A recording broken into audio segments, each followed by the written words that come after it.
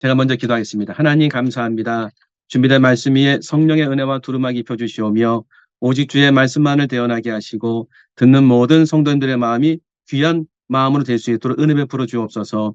예수님 이름으로 기도합나이다. 아멘. 먼저 그 교장 우리 그 여중구 대표님에게 너무 감사합니다. 저희 디자인교회 그 선교센터 조이하우스에 이번에도 1,400만 원 정도 이상이 되시는 그런 그 후원을 해주셨습니다. 2천만 원이 넘는 후원해 주셔서 너무너무 감사하고 제가 정말 하나님 앞에 큰 힘 얻었으면 너무 감사합니다. 규장이란 데는요, 그냥 보통 직장이 아니십니다. 왜냐면은 규장에서 어떤 책을 내게 되면은 이 책이 그분의 모든 것들을 바꿔버리시더라고요. 저도 마찬가지입니다. 바뀌어져요. 그래서 이전에 있던 어떤 삶보다 영적으로도 달라지고 또 하나님이 주시는 은혜가 굉장히 달라지고 뭐 여러분 잘 느끼실 거예요. 주목받는 인생이 됩니다. 그래서 규장이란 직장이 굉장히 귀한 직장이면서 또 하나님의 은혜를 지금도 귀하게 잘 사용하시는데 정말 충만한 마음으로 잘 생각하고 잘 분별하는 것도 필요하다는 생각이 들더라고요. 그래서 오늘 고준선 목사님의 그 데스티니를 제가 한번 읽어봤습니다. 너무 좋은 책이시더라고요. 거기 있다 보니까는 뭐 하나님의 계획 나와 있잖아요. 근데 그걸 읽다가 룻기에 대해서 저도 다시 한번 묵상해봤습니다. 그래서 오늘 말씀을 드리려고 하는 게 뭐냐면 저도 이제 그 부목사라다 보면요. 담임 목사라다 보면 담임 목사의 어려움이 있고 고충이 있습니다. 뭐 직장으로 보면은 이제 그 CEO나 아니면 사장님이 되겠죠. 근데 부교육자 때의 어려움이 있어요. 그 어려움은 뭐냐면은 일단 두렵습니다. 막막하고 내가 어떻게 살아야 되나. 어떤 미래에 대한 굉장히 좀 그 초조하고 걱정이 되는 애들이 많이 있거든요. 그래서 오늘은 룻기서를 통해서 어떻게 이 어려움을 극복해서 나은 삶으로 갈 수 있을까? 굉장히 좀 큰 주제가 크죠. 그렇게 주제를 잡아봤는데 저는 성경을 어떻게 읽냐면은 예를 들면은 잠언이나 예언서 같은 경우에는 한 말씀은 나와 있잖아요. 뭐 말씀은 빛이 되고 등대가 되고 이런 한 말씀이 되어 있으면은 그대로 따라가면 되는데 룻기 같은 경우에는 스토리 기승전결로 되어 있지 않습니까? 그러면 요 기승전결에서 하나님이 주시는 인사이트, 교훈이 분명히 있습니다. 그래서 오늘 세 가지 정도 짧게 좀 말씀드리려고 합니다. 지금 제로 베이스에서 저도 똑같이 가는 겁니다. 그래서 이거는 제가 이제 설교를 하기 위해서 머리로 이렇게 묵상하면서 할 수 있지만 실제로 경험하면서 그 가운데 이제 체험되어지고 하나님의 은혜 주신 것을 말씀을 드리겠습니다. 첫 번째 뭐냐면은 하나님으로부터 말씀의 은혜, 하나님이 주시는 말씀을 일단 받는 게 중요해요. 그래서 룻의 인생이 전혀 다른 인생이 된 것은 사실 룻은 모압 여인이고 하나님의 총회, 여호와의 총회에 못 들어오는 말 그대로 절대로 은혜 받지 못하는 사람인데 예수님의 족보에도 올라가고 다윗의 가문에 그 출생을 하게 되는 그 귀한 여인이 되지 않습니까? 어떻게 이렇게 신분이 완전히 바뀌어서 제2의 인생을 살 수 있었냐면은 오늘 나오미를 먼저 보면은 이 룻의 그 나오미의 며느리예요. 나오미가 모압에 갑니다. 남편과 두 아들 같이 가는데 모압에서 다 죽어요. 남편도 죽고 아들도 다 죽고. 그런데 모압에서 10년 정도 살다가 이제 소문이 들린 거예요. 그 소문을 보면은 룻기서 1장 6절에 보면은 그 여인이 모압 지방에서 여호와께서 자기 백성을 돌보시사 그들에게 양식을 주었다함을 듣고 이에 두 며느리와 함께 일어나 모압 지방에서 돌아오려 하여 뭘 들었냐면 그 여인이 모압 지방에서 우리 있는 현재 위치가 될 수 있죠. 여호와께서 자기 백성을 돌보시다 그들에게 양식을 주었다함을 듣고 그러면 이 표현이 잘 보셔야 돼요. 그 베들레헴에 이스라엘 베들레헴에 뭐 양식이 생겼대 이렇게 읽을 수도 있죠. 이렇게 들릴 수도 있는 거죠. 그러면 그냥 듣는 거예요. 그런데 어떻게 들렸냐면 이렇게 들렸어요. 여호와께서 자기 백성을 돌보시사 그들에게 양식을 주셨다. 주어가 하나님입니다. 하나님이 베들레헴에 양식을 주셨다. 그렇다고 한다면 우리는 돌아가야 된다는 믿음의 말로 들린 거예요. 이게 되게 중요합니다. 그러니까 나오민 들린 거예요. 여러 사람의 말이 있지만 특별히 그 소문 가운데 하나님이 은혜를 주셨어. 하나님이 돌아오라고 하셔. 하나님이 나에게 말씀하셔. 이런 거 아니겠습니까? 그러니까 지금의 삶 가운데 내가 다른 삶으로 나아가기 위해서는요. 말씀에 집중하고 성경 말씀 그다음에 하나님이 주시는 은혜를 사모하면요. 하나님 쪽에서 말씀하시는 게 나에게 전달될 그런 일이 있습니다. 그래서 삶이 바뀌는 거는 하나님의 계시적 은혜가 분명히 있어야 돼. 그런데 아니 그렇게 뭐 얘기하면은 뭐 그냥 뭐 나랑은 상관없지 않습니까? 그런데 나오미는 이렇게 믿음이 있어 들었는데 룻 같은 경우에는요 그게 없었어요. 룻은 시어머니를 따라갔습니다.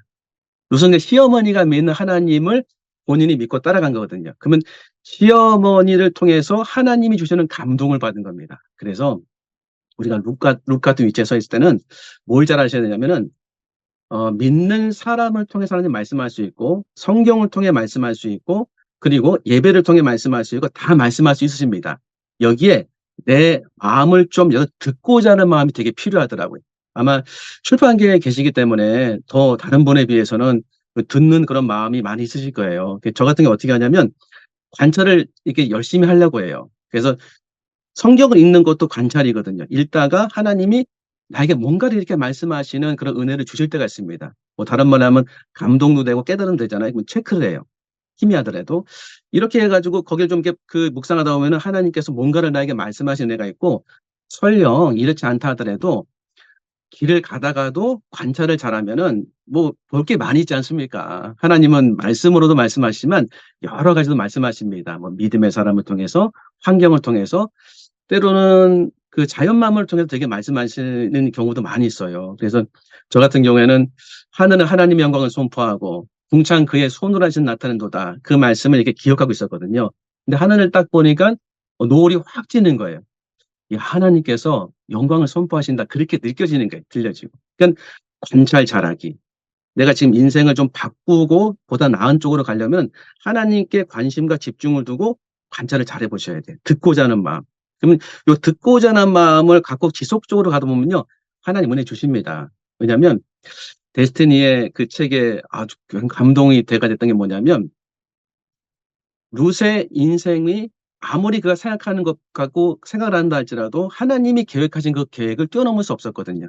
그러니까 '하나님의 계획은 내 생각보다 크다.' 진짜 맞습니다. 요게 믿음의 차원이거든요. 그러니까 내가 현재의 삶에서 올라설 수 있는 어떤 그 역량과 에너지는 뭐냐면 믿음을 갖는 겁니다. 믿음 말씀으로부터 오죠.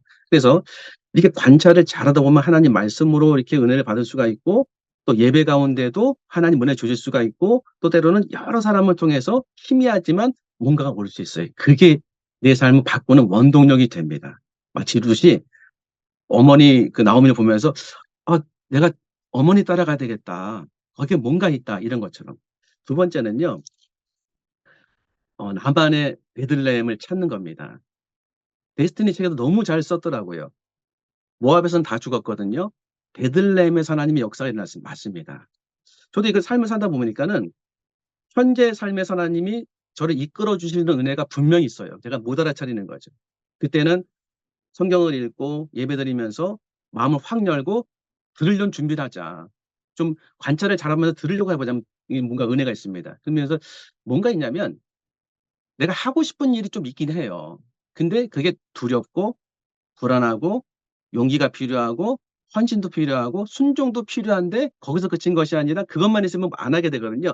뭔가 하고 싶어요. 그리고 하면은 하나님이 기뻐하실 것 같습니다. 저 같은 경우 요게 베들레헴으로 부르시는 하나님이 인도하시는 걸 저는 생각합니다.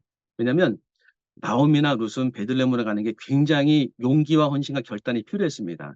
나오미가 얘기하거든요. 베들레헴으로 돌아갈 때 "나를 나오미라 부르지 마라." 이건 기쁨이란 뜻이거든요. "말하라 부르라." 괴로움입니다. "내가 부유하게 나갔지만 다 망해서 나왔다." 이렇게 얘기하거든요. 용기와 결단이 필요하거든요. 하지만 하나님이 부르시는 장소라고 분명히 마음에 그 용기와 결단 플러스 은혜와 힘이 있었을 거예요, 믿음이. 룻은요. 한 걸음 더 나가야 되거든요.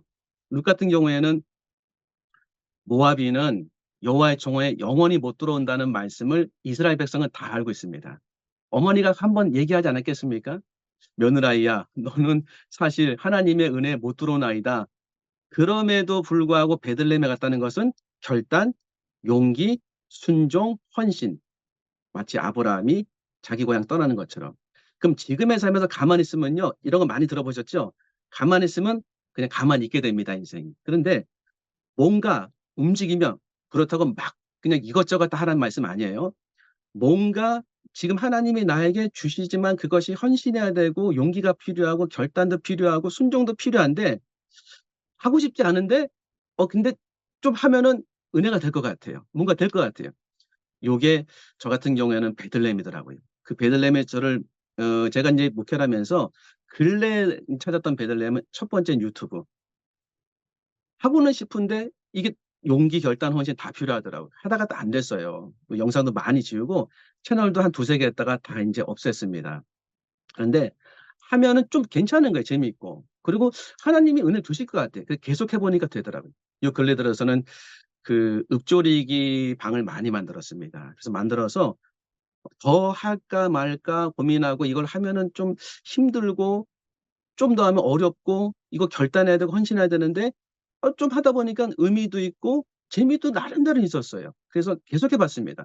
하니까 길이 열리더라고요.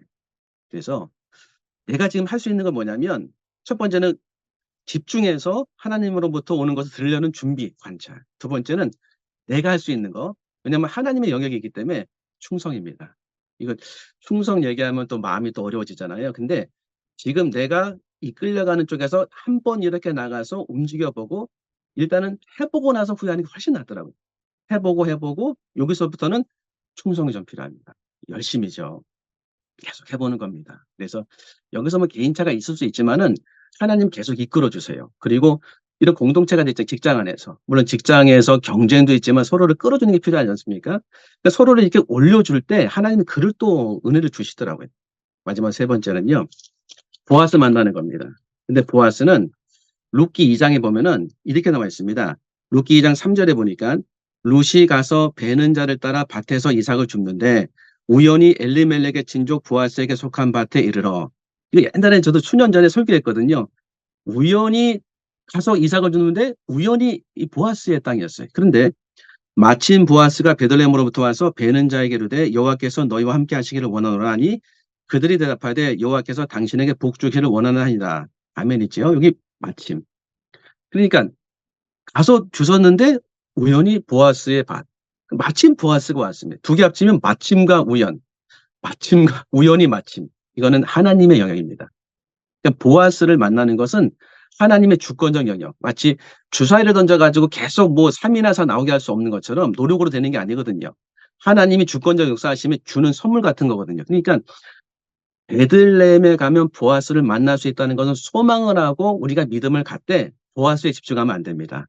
왜? 보아스는 주님이 만나게 하실 때 오거든요. 만나게 하실 때 온다는 믿음을 가져야 되는 건 맞습니다. 그런데 보아스를 어떻게 만났냐면 룻기서 2장 11절에 보니까 보아스가 그에게 대답하여 이르되 내 남편이 죽은 후로 내가 시어머니에게 행한 모든 것과 내 부모와 고국을 떠나 전에 알지 못하던 백성에로 온 일이 내게 분명히 알려졌느니라. 이거는 직접 확인한 게 아니라 알려졌느냐, 누군가 전달한 겁니다. 그러니까 보아스는 하나님이 준비하셨습니다. 우연히와 마침을 통해서. 그런데 룻이 결정적인 인생으로 바뀌고 하나님의 놀라운 계획이 나타나는 그런 핵심적인 사건은 보아스 만난 거거든요. 근데 보아스를 어떻게 만났냐면 익명의 사람들이 룻에게 전달했습니다. 점점점 익명의 사람들. 이게 되게 중요하더라고요. 내가 지금 우연히 마침 보아스를 만날 수 있는 은혜를 하나님이 예비하셨다 때에 내가 할 수 있는 건 뭐냐면은 마치 듣는 귀를 열고 잘 주목해서 관찰하는 거, 내가 지금 충성을 통해서 계속해서 나아가는 거, 세 번째는 점점점 익명의 사람들, 룻 주변에 있던 익명의 사람들, 룻이 알지 못하는 사이에서 있었지만 그 룻의 행동을 보아스에게 전달한 그 익명의 사람. 근데 저는 이걸 이렇게 그 묵상하고 설교 준비하다가 하나님이 이런 마음의 은혜를 주셨어요. 이게 뭐냐면 좀 기분 나쁜 사람이 하나 있었어요, 운동할 때. 저는 이제 1 시간씩 운동하거든요, 아침에 나가서. 굉장히 이렇게 죄송합니다, 표현이. 푼수처럼 막 이렇게 얘기하시고 말도 많으시고 그냥 오버액션 하시고 그러니까 그분과 운동하기가 좀 그래요. 왜 운동을 일단 잘 또 못 하시고 뭐 도와줘야 되는데 근데 그런 마음이 드는 거예요. '너는 왜 그 사람을 이렇게 무리하게 하냐. 그 익명의 사람이 그가 안 될 거라고 생각하냐. 그가 보아스를 소개할 만한 내 상황을 보아스에게 전달할 사람이라고 넌 생각하냐.' 그게 확 떠오르는 거예요. 그래서 모든 사람에게 다 잘해 주라 못하지요. 그런데 한 사람, 내가 지금 마음에 부담되고 뭔가 성경에서 얘기하는 소자 그런 거 있지 않습니까? 마태복음 25에 보면은 그 달란트 비유할 때에 작은 일에 충성한 사람에게 큰 것을 주는도다. 그 충성스러운 그 작은 소자.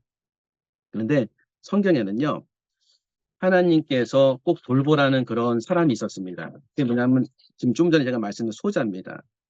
마태복음 25장 40절, 임금이 대답하여 이르되 내가 진실로 너희에게 이르노니 너희가 여기 내 형제 중에 지극히 작은 자에게 한 것이 곧 내게 한 것이니라. 지극히 작은 자. 예수님 하나님이 자기한테 한 거래. 반대로 이에 임금이 대답하여 이르되 내가 진실로 너희에게 이르노니 이 지극히 작은 자에게 하지 아니한 것이 곧 내게 하지 아니한 것이니라. 작은 자. 마태복음 10장 42절은 또 누구든지 제자 이름으로 이 작은 자 중 하나에게 냉수 한 그릇이다 주는 자는 내가 진실로 너희에게 이르노니 그 사람이 결단코 상을 잃지 아니하리라. 아니 이거는 우리가 그냥 뭐 상식적으로 그냥 뭐 착하지도 않고 보통이면 주는 건데 상을 주신대요. 작은 자에게 하나님께서 베풀라는 말씀이시죠. 작은 자가 하나님이라는 게 아니라 작은 자에게 너희가 도움을 줘라. 그러면 저에게 그 익명의 사람은 일단 작은 자였더라고요. 그 작은 자 중에서 제가 부담스러운 사람. 그러니까 소자하면요. 성경에는 뭐 겸손하고 도와줄 만한 그런 긍휼이 있는 사람이라 생각하지만 제가 만난 소자는 약간 좀 무리한 소자도 있어요. 그 기분 나쁘게 하는 소자. 근데 제가 인제 영상에도 한번 말씀을 드린 적이 있는데 인제 강아지를 데리고 다니는 분이 계속 여기 옆에 계십니다 바로. 아직 안 나가셨어요. 어떻게 해야 되나. 근데 이번 주 읊조리는 말씀이 이 말씀이었습니다. 이와 같이 이 작은 자 중에 하나라도 잃는 것은 하늘에 계신 너희 아버지의 뜻이 아니니라. 그래서 알았습니다. 이 말씀 왜 드리냐면 한 사람에 대해서 마음이 바뀌니까 관계가 굉장히 많이 달라져요. 작은 변화가 큰 변화입니다. 모든 사람에게 다 잘해 줄 수 없는데 한 사람에 대한 내 마음의 태도가 바뀌면 굉장히 많이 바뀝니다. 이게 인생을 바꾸는 방법이었더라고요. 정리해 보면은 지금 제로 베이스에서 내가 루시라고 생각한다면 누가 같이 인생이 족보도 안 좋고 배경도 없고 삶도 힘들다고 생각하면 첫 번째 뭐 해야 되냐면 하나님 쪽에서 오는 걸 잡아야 돼요. 관찰 잘 하셔야 됩니다. 그래서 한 번의 예배가 진짜 바꿀 수 있습니다. 우리의 이 인생을. 성경 읽고 말씀대로 묵상하고 암송하고 잘 집중하면 분명히 하나님 쪽에서 주십니다. 왜냐하면 그게 주셔야 우리는 믿음을 갖게 되거든요. 이게 믿음의 원리거든요. 그래서 잘 들어야 된다. 룩 같은 경우에는 그 어머니를 통해서 뭔가 마음에 이끌림을 가지고 그 어머니를 따라갔다. 나만의 베들레헴. 감동 주시는 게 있습니다 지금. 다 할 수는 없죠. 감동 주시는. 하지만 그건 순종, 헌신, 결단 이런 게 필요해요. 하지만 뭔가 그걸 하면은 될 것 같기도 하고 그리고 하나님이 기뻐하실 것 같다. 해 보셔야 돼. 해 보시면 달라집니다. 저는 15년 동안 안 해 봤습니다. 1년 사이에 해 봤어요. 두 가지를. 하나는 유튜브, 하나는 읊조리 기반. 근데 되는 것 같아요. 인생이 달라지는 것 같습니다. 그리고 마지막엔 보아스가 아닙니다. 보아스는 주님이 예비하신 거예요. 믿음으로 갖는 거죠. 나는 보아스에게 전달하는 익명의 사람들. 그 익명의 사람들 중에서 내가 오늘 내 마음속에서 직장 안에 계시니까 좀 불편한 사람도 있을 수 있죠. 그렇다고 가서 뭐 화해하라 그런 메시지 아닙니다. 내 마음을 한번 생각해 보는 거예요. 하나님이 소자에게 물 한 그릇 주면은 은혜 주신대요. 소자를 잃지 않는 것이 하나님의 뜻이라고 한답니다. 그러면 내 마음속에서 분명히 하나님이 이 말씀을 통해서 내 마음의 인간관계를 새롭게 하시는 은혜가 있을 거예요. 그걸 붙잡으셔야 돼요. 그러면 관계가 새로워져 이렇게. 이 마음에서 먼저 승리가 되면 삶의 현장에 승리가 되더라고요. 8시 반에 출근하셨잖아요. 예배가.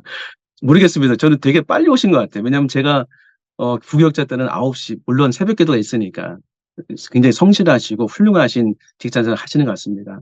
제가 규장의 모든 직원들 참 너무 훌륭한 분이라고 생각하고 제 생각입니다.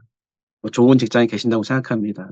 자부심을 가질 필요가 있다고 생각하는 게 한 분의 목회자, 한 분의 선교사, 한 분의 사모님, 한 분의 평신도를 인생을 바꿀 수 있는 위치에 계십니다. 그래서 누구보다도 사명감 가지시고 더 말씀을 사모하고 주님을 따라간다면 그 일을 더 훌륭하게 해낼 수 있다고 생각합니다. 기도하겠습니다. 하나님 감사합니다. 주신 말씀 가슴에 품고 오늘도 기쁨으로 말씀과 동의할 수 있도록 은혜 베풀어 주시옵소서. 감사하며 예수님 이름으로 기도합나이다. 아멘.